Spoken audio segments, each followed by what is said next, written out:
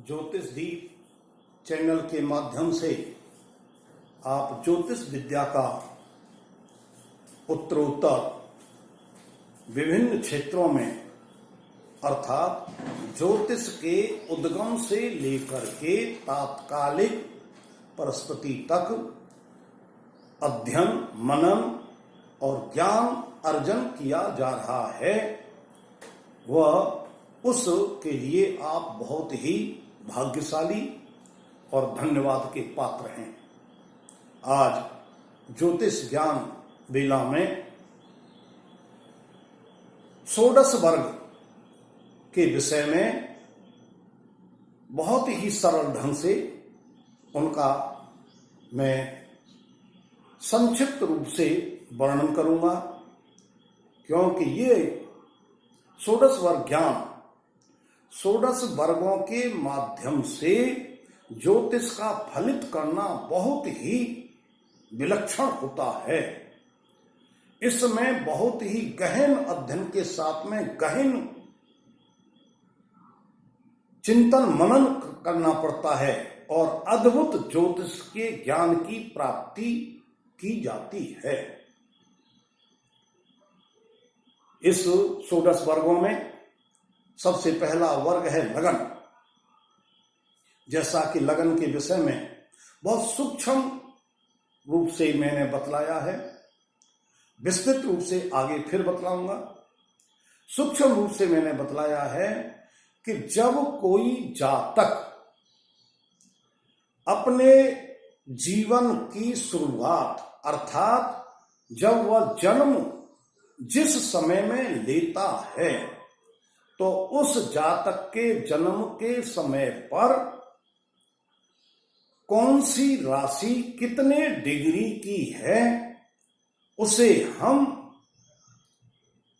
जन्म लगन के नाम से पुकारते हैं और उस राशि को 12th हाउसों में से जो फर्स्ट हाउस है उसमें लिखते हैं। फर्स्ट हाउस में लिखी हुई जन्म कालिक लगन होती है, जिसका अध्ययन मनन हम विस्तृत रूप से करते हैं। इस के साथ में लगन और फर्स्ट हाउस के विषय में पूर्व में मैंने बतलाया है कि हम लगन से अथवा फर्स्ट हाउस से किसी भी जातक के व्यक्तित्व के विषय में ज्ञान प्राप्त करते हैं। ये जो जन्म जिस समय पर जातक प्राप्त कर रहा है वह अपने पूर्व जन्म के पुण्य और पाप कर्मों के फलस्वरूप प्राप्त करता है, जिनका विश्लेषण हम करते हैं। इस प्रकार से लगन बहुत ही प्रभावशाली होती है।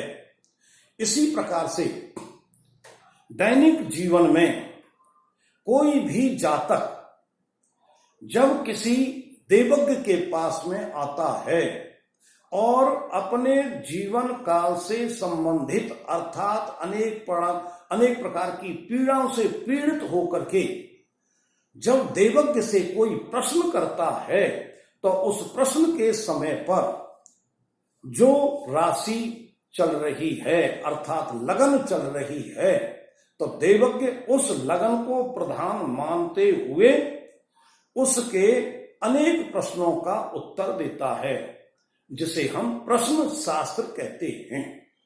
इस प्रकार से प्रश्न शास्त्र में और जन्मकालिक लगन में ये इस प्रकार का भेद होता है कि जन्म लगन जातक के जन्म के समय पर ही हम लेते हैं जो जीवन के अंत तक चलती है। प्रश्न लगन प्रश्नकर्ता के समय के अनुसार ली जाती हैं। अलग अलग प्रश्नकर्ताओं के लिए अलग अलग समय पर अलग अलग प्रश्न लगन होती हैं, जिनका विश्लेषण हम विशेष रूप से प्रश्न शास्त्र में करेंगे। इस प्रकार लगन के बाद में दूसरा वर्ग आता है होरा। होरा का तात्पर्य है कि जैसा मैंने पूर्व में कहा कि प्रत्येक राशि और प्रत्येक ग्रह 30 डिग्री के होते हैं। प्रत्येक ग्रह एक राशि में 30 डिग्री चलने के बाद दूसरी राशि में चला जाता है।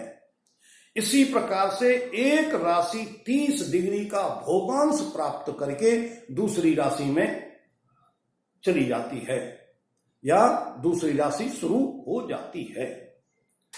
तो इस प्रकार से यदि हम 30 डिग्री एक राशि के 2 भाग कर दें तो वह होरा कहलाती है, जिसमें 2 भाग, एक चंद्रमा की होरा और दूसरी सूर्य की होरा के नाम से जानी जाती है। सूर्य की होरा और चंद्रमा की होरा से अर्थात होरा के वर्ग से हम जातक के जीवन में धन संपदा का विचार करते हैं कि जातक अपने जीवन काल में कितना धन प्राप्त करेगा, कितना धन अच्छी तरीका से प्राप्त करेगा, कितना धन कुमार्गों से प्राप्त करेगा, कितना धन मान सम्मान के साथ में प्राप्त करेगा और उसका उपभोग कितना करेगा तथा धन के साथ में वो कितनी संपदा का मालिक होगा, जिसका विस्तृत वर्णन हम आगे करेंगे। होरा के बाद में पहली लगन, दूसरी होरा, होरा के बाद में द्रेष काण, तीसरा वर्ग है द्रेष काण। इस द्रेष काण के एक राशि के 3 भाग करने पर द्रेष काण होता है। अर्थात होरा 0 से 15 डिग्री और 16 से 30 डिग्री की 2 भाग थे। द्रेष काण में 30 डिग्री के हम 3 भाग करते हैं, 0 से लेकर के 10 डिग्री, 11 डिग्री से 20 डिग्री और 21 डिग्री से 30 डिग्री तक 3 होरा होती हैं। इन तीनों होराओं के माध्यम से हम अलग अलग ज्ञान की प्राप्ति करते हैं, जिनका विश्लेषण हम भविष्य में करेंगे। मूल रूप से द्रेष काण से हम भाई बहन का ज्ञान प्राप्त करते हैं, अर्थात जातक के भाई और बहन कितने होंगे और वो किस स्वभाव के होंगे, अर्थात जातक से उनका प्रेम रहेगा या विरोध रहेगा, वह जातक के लिए भाई बहन लाभप्रद होंगे या हानिकारक होंगे। इस प्रकार का भाई बहन का जो विचार किया जाता है वह हम द्रेष काण से करते हैं। द्रेष काण के द्वारा भाई बहन का विचार किया जाता है। इसके बाद में चतुर्थांश, एक राशि के 4 भाग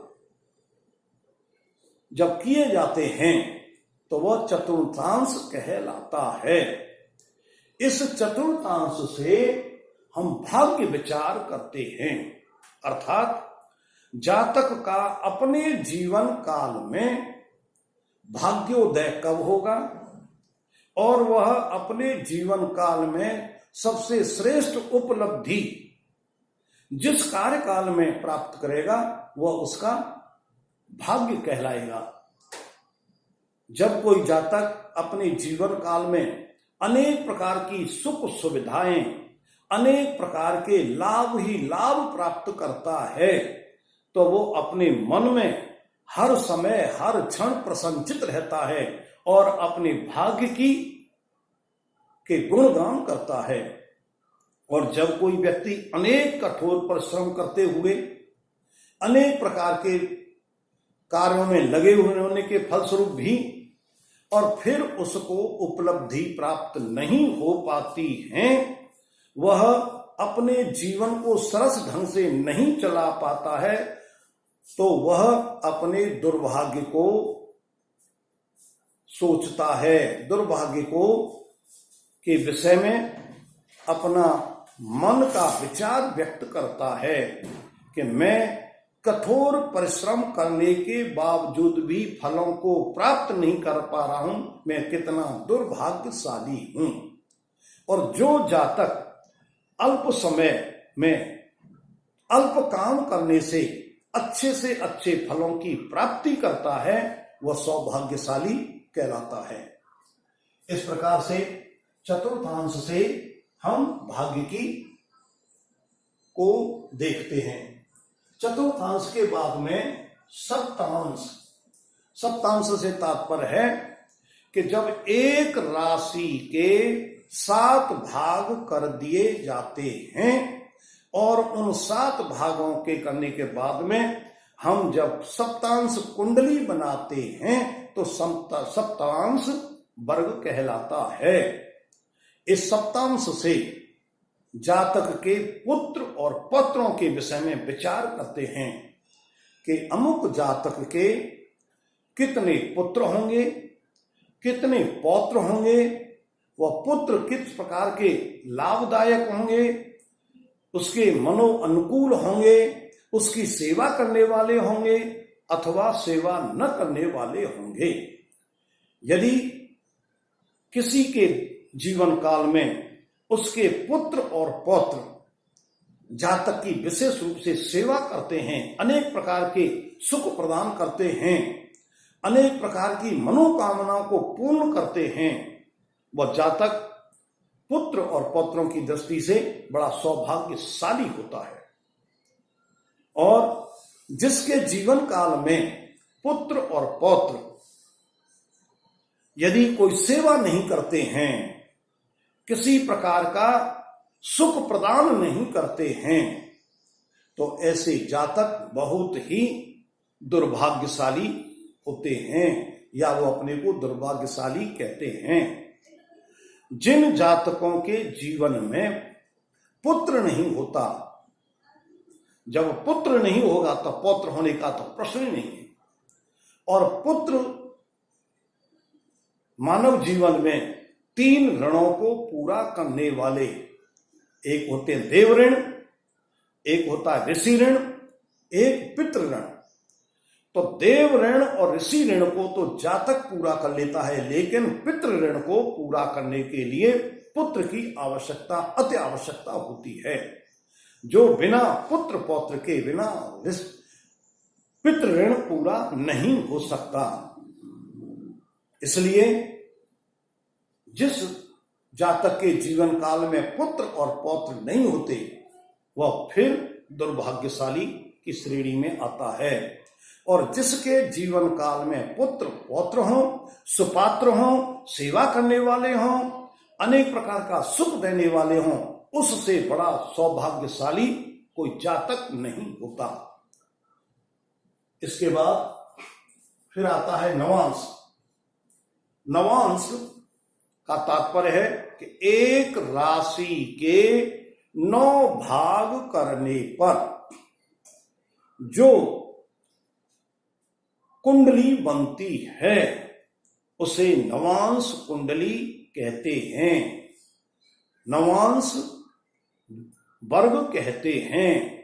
नवांश कुंडली से जातक के दाम्पत्य जीवन के विषय में विचार किया जाता है कि जातक का दाम्पत्य जीवन कब से शुरू होगा, अर्थात उसका विवाह कब होगा, विवाह होगा तो किस दिशा से होगा, और विवाह होगा किस दिशा से होगा, पत्नी कैसी होगी, सुंदर होगी, कुरूप होगी, चरित्रवान होगी या दुष्चरित्र होगी, अनेक प्रकार के का विश्लेषण हम जातक की नवांश कुंडली से उसके दाम्पत्य जीवन के विषय में हम अध्ययन करते हैं, मनन करते हैं, विचार करते हैं और विचार करके जातकों को संतुष्ट करते हैं।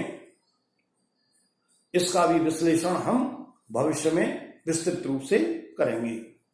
इसके बाद में जब एक राशि के 10 भाग किए जाते हैं, एक राशि के जब 10 भाग किए जाते हैं तो उसे हम दशांश कहते हैं, दशांश वर्ग कहते हैं। और दशांश वर्ग से दशांश वर्ग कुंडली, दशांश कुंडली बनाई जाती है।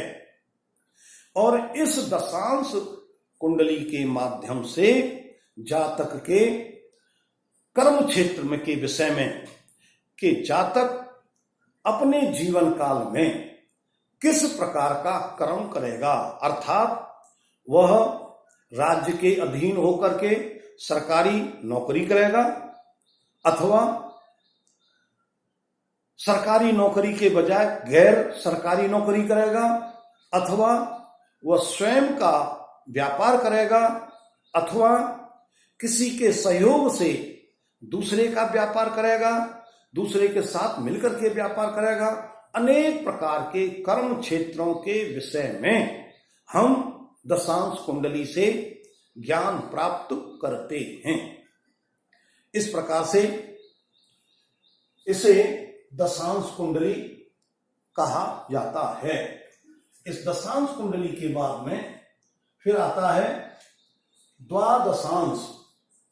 द्वादशांश एक राशि के 12 भाग करें। एक राशि के 12 भाग करने पर जो द्वादशांश कुंडली बनती है उसे हम द्वादशांश कुंडली अथवा द्वादशांश वर्ग के नाम से जानते हैं। इस द्वादशांश के माध्यम से जातक के माता पिता के विषय में विश्लेषण किया जाता है, अर्थात जातक के माता पिता कैसे होंगे, कैसे से तात्पर्य सुख देने वाले होंगे अथवा कष्ट देने वाले होंगे, अथवा चाहने वाले होंगे अथवा न चाहने वाले होंगे, अथवा जातक के पास में रहेंगे अथवा जातक से दूर रहेंगे, अथवा जातक को अपने जीवन काल में क्या क्या लाभ देंगे, क्या क्या लाभ नहीं देंगे। अनेक प्रकार का विश्लेषण हम द्वादशांश कुंडली के माध्यम से अध्ययन मनन करते हैं। इस द्वादशांश कुंडली के माध्यम से माता पिता का चरित्र कैसा होगा और वह संस्कारवान होंगे अथवा संस्कार विहीन होंगे। जो माता पिता अपने जीवन काल में अपनी संतान को अच्छे संस्कार प्रदान करते हैं, क्यों कि बाल्यावस्था में माता पिता सबसे बड़े गुरु होते हैं और उनके द्वारा दिए गए संस्कार बच्चे के लिए अमिट होते हैं। क्योंकि बच्चे के अंदर एक तो माता पिता का पैतृक हेरिडिटी गुण आता है जिसे हम आत्मांश कहते हैं। एक परमात्मा का अंश आता है जो माता पिता के द्वारा संस्कार दिए जाते हैं। यदि माता पिता अच्छे संस्कारों को अपने दैनिक जीवन में कर रहे हैं तो उनके द्वारा प्रदान किए गए संस्कार भी उनकी संतान के लिए शुभ लाभदायक होंगे, जिससे वह संतान बहुत ही अच्छे संस्कारों की होगी और अपने माता पिता का नाम रोशन करने वाली होगी, जो उनके लिए सौभाग्य का रूप होगा। इसी सौभाग्य के रूप को प्रदान करते हुए हम ज्योतिष दीप चैनल के माध्यम से इस ज्ञान की वेला को उत्तरोत्तर देने का प्रयास कर रहे हैं, जिससे आप इस ज्योतिष दीप चैनल को सब्सक्राइब करते हुए इस वीडियो को ध्यान से सुनते हुए अपने जीवन काल में विशेष आनंद और लाभ की प्राप्ति करें। इसी में आपका कल्याण है। कल्याणम अस्तु।